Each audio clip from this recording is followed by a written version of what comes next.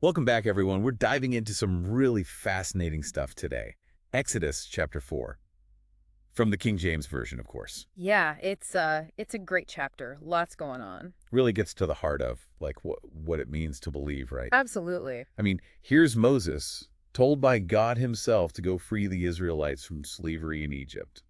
But Moses isn't exactly thrilled with the idea. Well, I mean, can you blame him? It's a pretty tall order. He basically has a crisis of faith right there in front of the burning bush. It's more than just doubt, though, isn't it?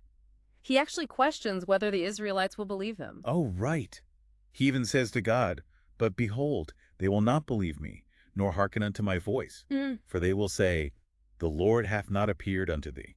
Exactly. So it's not just about Moses' own faith, but about how he's going to convince an entire nation to follow him. And that's where the whole thing with the signs comes in, right? Yeah, these signs and wonders, they're a major part of biblical narratives, evidence of divine power. Okay, so, like, the first sign, turning his rod into a serpent.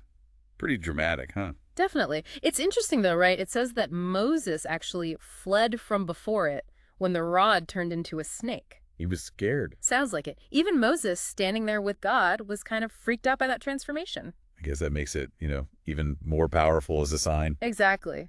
But the serpent itself, there's a lot of symbolism there, too. Different cultures and religions, transformation, wisdom. So maybe, like, it represents Moses overcoming his own fear, Right. stepping into a new role. Yeah. Or maybe, like, the chaotic power he's going to have to wield, to bring about change. And he has to actually grab the serpent by the tail to turn it back into a rod. Oh, right. So there's a sense of, like, mastery there. Controlling this wild power. Which is interesting because one sign doesn't seem to be enough, right? God gives Moses another one, his hand turning leprous. Oh, wow. Yeah, and then being healed again, like instantly. Leprous as snow, it says, and then turned again as his other flesh. Pretty intense imagery. I mean, leprosy back then, that wasn't just like a disease, Absolutely. It was social isolation, seen as a punishment from God. a sign of impurity. So for Moses' hand to be healed like that, it would have been like a huge A deal. really powerful sign, yeah. Definitely. But then God's like, okay, one more.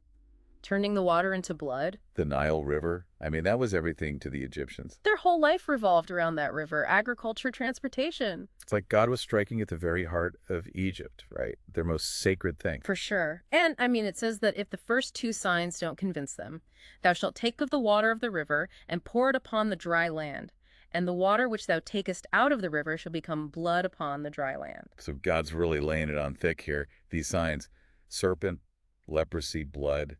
You'd think that would be enough to convince anyone. Yeah, you'd think, but even with all that, Moses still hesitates. He's still unsure. He says, O my Lord, I am not eloquent, neither heretofore, nor since thou hast spoken unto thy servant.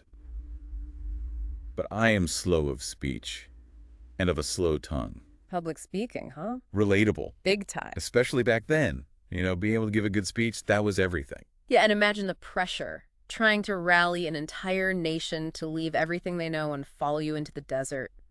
So what happens next?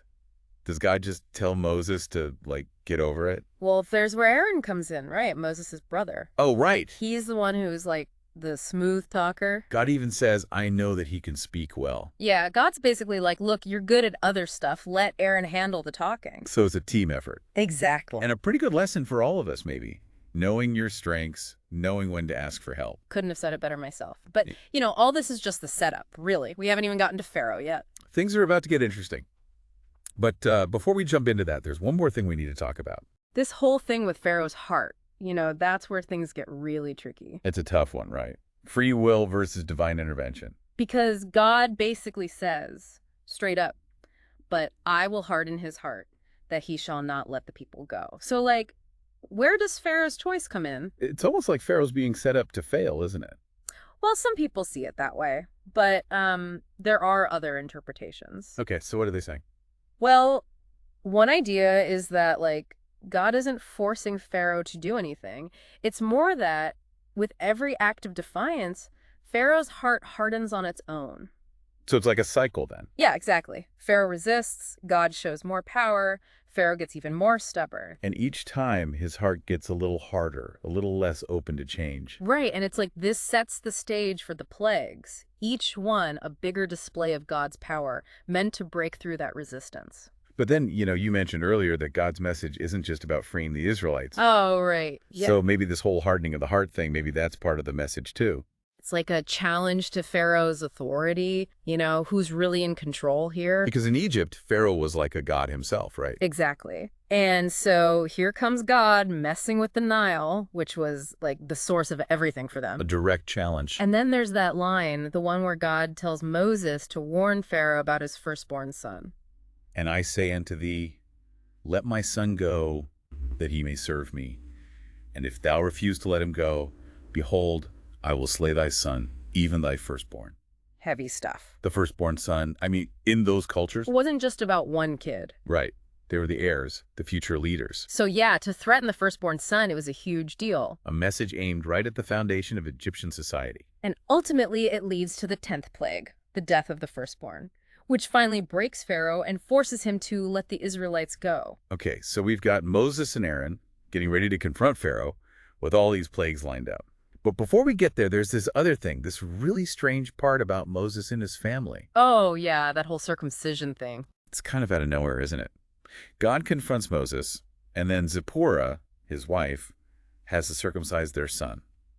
It's a really tough passage to understand. There are a lot of different interpretations out there. What do you make of it? Well, some scholars see it as like a reminder of the covenant, between God and his people. Okay. Circumcision, it was this ritual, the sign of belonging. Maybe it's about like obedience, even when it's hard or it doesn't make sense. It's definitely intense. All right. Especially Zipporah's reaction. She says, surely a bloody husband art thou to me. Yeah, can you imagine? She's clearly upset, but also, resigned. Maybe both. Angry about what's happening, but also understanding that it has to be done. And it just shows, even the people closest to Moses, they're not immune to the consequences of his mission. Right, exactly. It's not all sunshine and rainbows. So where are we now? We've got Moses, he's got the signs, he's got Aaron to speak for him. They're going up against Pharaoh. Well, first, they got to meet up and tell the Israelites what's going on. Get him on board. Yeah. It says, and Moses told Aaron all the words of the Lord who had sent him, and all the signs which he had commanded him. Laying it all out. The mission, the miracles. And then they gather the elders, they show them the signs. It's like a pep rally. Kind of. And it works. The text says, and the people believed. And when they heard that the Lord had visited the children of Israel, and that he had looked upon their affliction, then they bowed their heads and worshipped. Finally. Yeah, they're finally seeing a way out. A glimmer of hope after, centuries of slavery. And it's all because they believe. They have faith in Moses, in God. So it's not just about confronting Pharaoh. It's about inspiring the Israelites, giving them the courage to take this huge leap of faith. Right. And that's where we leave off, with this sense of, possibility, but also a lot of uncertainty. They're going up against the most powerful guy in the world. It's not going to be easy, but at least now they have faith on their side. Yeah. And that's a pretty powerful weapon. So we've really journeyed with Moses, haven't we? From doubt to these incredible signs to finding his, partner in crime with Aaron. And then, of course, that whole thing with Pharaoh. It's a lot to unpack. Definitely. And we've only just scratched the surface of Exodus, but even in this one chapter, chapter 4, there's so much to think about. Faith, leadership, the power of belief. Yeah, what really struck me is, how the Israelites finally started to believe. After all those years of slavery, they finally had hope. You can almost feel it, right? Reading those lines where they see the signs and they're like, okay, maybe this is real. Maybe we can actually be free. It's like the signs themselves weren't just about proving God's power. It was about awakening something in them. Exactly, that inner strength, that faith that had been buried under all that hardship. So the signs were almost like, a trigger to remind them of who they really were. Yeah, and without that belief, the signs would have just been cool tricks. But with belief, they become something more. They become a catalyst for change. And that makes me think, what about us? What are the signs we look for today? Do we still need those big, dramatic miracles to believe in something? Or is faith a quieter thing now? Maybe it's those little moments, Yeah. where you feel like there's something bigger at work, some kind of guidance. Yeah. Like those times when you choose hope instead of giving up. when you find the strength to keep going, even when it's tough. Maybe those are our signs, the ones that tell us, hey, you're not alone in this. And that, I think, is really the heart of the Exodus story. It's about finding that courage, that inner strength to break free. Not just from physical chains, but from whatever's holding you back. And to trust, to have faith that there's something guiding you, even when you can't see the whole path. So we've explored Exodus chapter 4. We've seen Moses go from this reluctant shepherd to a leader, empowered by God. We've talked about signs, about the power of belief, about the challenges of leadership. And we've seen how, even in those ancient stories, we can find wisdom that still applies to our lives today. If you were in Moses' shoes, facing down Pharaoh, knowing all the risks, all the unknowns, what would give you the courage to take that first step? That's something to think about, maybe. As we wrap up our deep dive today, thanks for joining us, and we'll see you next time for more fascinating journeys into, well, wherever our sources take us.